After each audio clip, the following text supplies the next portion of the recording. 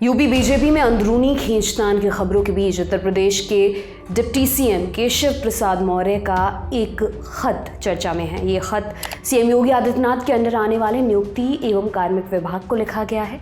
केशव प्रसाद मौर्य ने इस विभाग के अपर मुख्य सचिव को खत लिखकर आरक्षण का ब्यौरा मांगा है। ये खत 15 जुलाई को भेजा गया। इस खत में केशव प्रसाद मौर्य ने लिखा कि उन्होंने 11 अगस्त 2023 को कार्मिक विभाग के अधिकारियों से आउटसोर्सिंग संविदा पर काम करने वाले कुल अधिकारियों कर्मचारियों की जानकारी मांगी थी। ये जानकारी विधान परिषद में सवालों की ब्रीफिंग के समय मांगी गई थी। खत में आगे लिखा गया कि तब विभाग के पास इसकी सूचना नहीं थी, इसीलिए 16 अगस्त 2023 को केशव प्रसाद मौर्य ने विभाग से इस संबंध में सूचनाएं जुटाने और आरक्षण को लेकर पहले जारी किए गए आदेश का पालन सुनिश्चित किए जाने की बात लिखी थी।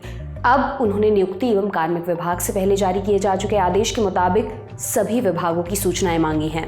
योगी सरकार में कैबिनेट मंत्री संजय निषाद ने डिप्टी सीएम केशव प्रसाद मौर्य के खत को लेकर प्रतिक्रिया दी है। उन्होंने कहा कि केशव प्रसाद मौर्य यूपी विधान परिषद के नेता सदन हैं और विपक्ष को जवाब देने के लिए सूचनाएं जुटाने में कोई हर्ज नहीं है।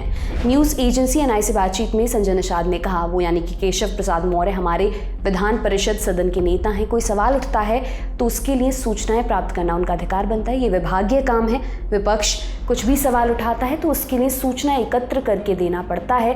ये तो नियम है कि विपक्ष कोई भी सूचना मांगता है तो ब्रीफिंग के लिए सूचनाएं एकत्र की जाती हैं। आपको बता दें कि ऐसी खबरें आने लगी हैं कि यूपी बीजेपी में सब कुछ ठीक नहीं चल रहा है। सीएम योगी आदित्यनाथ और डिप्टी सीएम केशव प्रसाद मौर्य के बीच एक बार फिर तलवारें खिंची नजर आ रही हैं। इसी बीच 16 जुलाई को यूपी के डिप्टी सीएम केशव प्रसाद मौर्य दिल्ली पहुंचे थे। उन्होंने बीजेपी के राष्ट्रीय अध्यक्ष जेपी नड्डा से वहां पर मुलाकात की थी। इससे पहले 14 जुलाई को प्रदेश बीजेपी कार्यसमिति की बैठक हुई। लोकसभा चुनाव में पार्टी के प्रदर्शन पर मंथन के लिए भाजपा के नेता लखनऊ में जुटे हुए थे। पार्टी के राष्ट्रीय अध्यक्ष जेपी नड्डा के अलावा कई केंद्रीय मंत्री, राज्य स्तर के मंत्री और जिला स्तर के नेता भी वहां पहुंचे थे। रिपोर्ट्स बताती हैं कि कार्यक्रम में करीब 2000 नेता और कार्यकर्ता जुटे थे।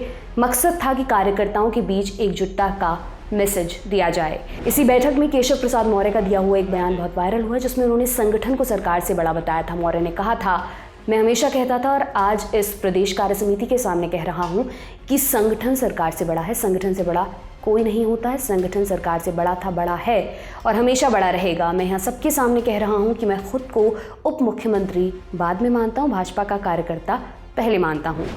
इसके बाद कार्यक्रम में योगी आदित्यनाथ के बोलने की बारी थी। मुख्यमंत्री ने कहा कि अति आत्मविश्वास के कारण बीजेपी को नुकसान हुआ। उन्होंने ये भी कह दिया, याद रखना भाजपा है तो जिले में हमारा महापौर भी है, जिला पंचायत अध्यक्ष भी है, ब्लॉक प्रमुख भी है, चेयरमैन और पार्षद भी है। तो अगर कोई खरोंच आती है तो उसका असर वहाँ भी पड़ने वाला है।